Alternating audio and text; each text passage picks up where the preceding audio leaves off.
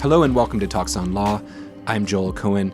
Today we'll be talking about traumatic brain injury, and we'll be joined remotely by an attorney who focuses his practice on traumatic brain injury.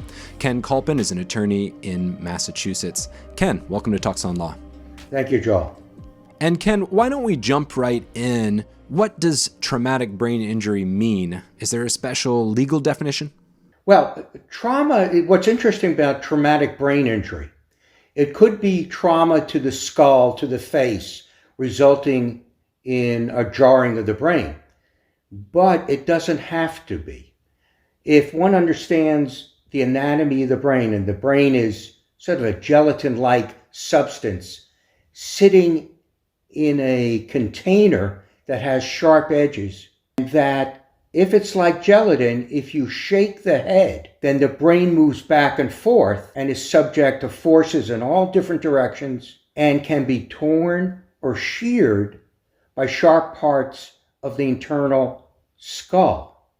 So, Ken, it doesn't necessarily mean that someone is hit in the head. It could be a sufficient amount of jostling or shaking of the brain in the skull. Exactly. So we think about an acceleration, deceleration type of injury. An example of that would be the shaken baby situation, where an individual takes the shoulders of a young child or infant and shakes them violently without hitting their head, and the brain is getting damaged. Also, and it's football season, in the football area, we have what are known as subconcussive concussions, where without blows to the head is going back and forth violently, and the brain inside is exhibiting that same type of rotation, front-back movement, and getting injured as it bangs up against the inner part of the skull. I think for many of our viewers, the idea of a brain injury probably ranks high up in fears of things gone wrong. One of the things that you work on is not just proving that a brain injury exists, but allocating blame.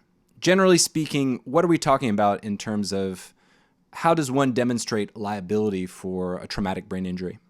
Well, one of the most important is defining the characteristics that involves the incident. So, for example, there's a car accident, and after the collision, what happens to the plaintiff, to the driver, is important. And sometimes, because they lose consciousness, they're not the best historian as to what happened. So, in order to prove what happened, one has to ask, not did you lose consciousness, because the person who loses consciousness wouldn't know that. You need to ask, what's their first memory after the incident? What was their last memory before the crash? And then ask questions of witnesses, including police officers, what they remember coming upon the scene. And it's interesting to note, in a traumatic brain injury, there'll be a difference between what the injured person remembers and what in fact happened. So that can help identify whether a traumatic brain injury occurred? Correct. And what we're talking about in medical terms is anterograde amnesia, retrograde amnesia. What's your last memory? What's your first memory? And that helps to diagnose and prove a traumatic brain injury. Ken, maybe now's a good time to do a quick survey, and you can pull from cases you've worked on or cases you've seen. What are some common causes of traumatic brain injury, at least common causes that are seen by courts? Sure. Perhaps the one that people are most familiar with are obvious car accidents or objects falling from heights and striking people. I represented a young man who was walking down one of the streets in Boston, and he was hit in the skull by what was ironically known as a safety bar. It had fallen off a piece of scaffolding 120 feet, struck him in the side of the head, which the defense considered a glancing blow. Now, if it weren't a glancing blow, I think we would agree the man never would have survived. He was stunned. He didn't know what had happened. And witnesses testified and that he kept on asking them, what just happened? What happened to me? And in his particular situation, unfortunately for him, the signs and symptoms of his traumatic brain injury dramatically impacted his work at a financial institution. I took the case a little bit further and had some neuropsychological testing performed on him. And it showed in one particular area, he was having great difficulty with math. He had preserved areas all over his brain, except that the areas that dealt with computation were greatly affected. And in his situation, dramatically limited what he could do as far as employment. So that was car accidents, falling objects, anything else? There's a concept about second impact syndrome. What that means is if someone playing a sport sustains a traumatic brain injury, the brain needs time to heal. And if he or she sustains another brain injury before it's healed, we have a second impact.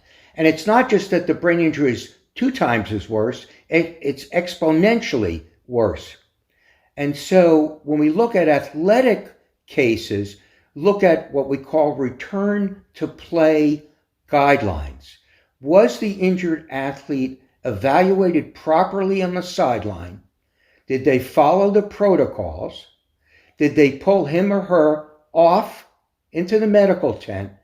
Have someone ask appropriate questions of the athlete? Not do you want to return to the game, because all athletes will say yes, but questions like, do you know the score? Do you know where you are? Do you know what just happened? What they're trying to avoid is protect his brain, let it recover before they return him to play. And those rules have been codified in some states. Even in the high school or Correct. Middle school levels? Correct. I had a recent case of a young man who had sustained a traumatic brain injury in practice. And we alleged it was because of multiple headers that he was instructed to do at behest of the coach. And the next day, he suffered a traumatic brain injury when he headed a ball from the keeper. And that was the last time he ever played the game again. Well, as a longtime soccer player, I can tell you there are certain times, and maybe some of our viewers will consider me a wimp, but there are certain times of year, maybe certain weather patterns. I can remember the keeper kicking a long ball in the rain. The ball is cold and soggy and heavier than normal, and you're expected to take it out of the air with your head. And yeah, I remember feeling dizzy afterwards sometimes.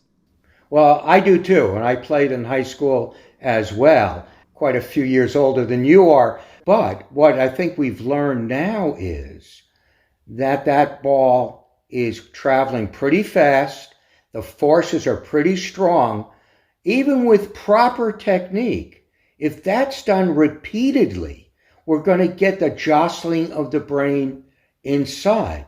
Now, each brain injury is different. You're correct.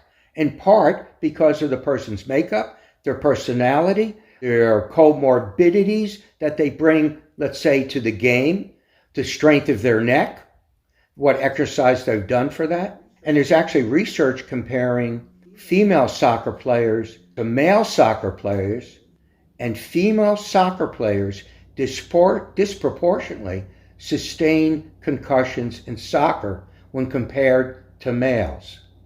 And I imagine the data will continue to come out on that, but it may be related to skull size or skull thickness or something entirely different. Correct. All right, so that's sport, car accidents, falling objects. How about straight up violence?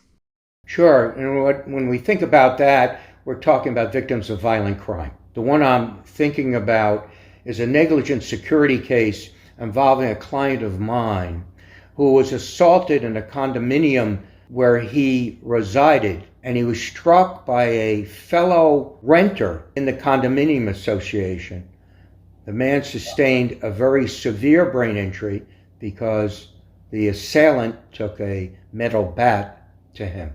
Now, what made this case challenging was that this unfortunate victim went into a coma. He lived for an additional 9 months before passing away.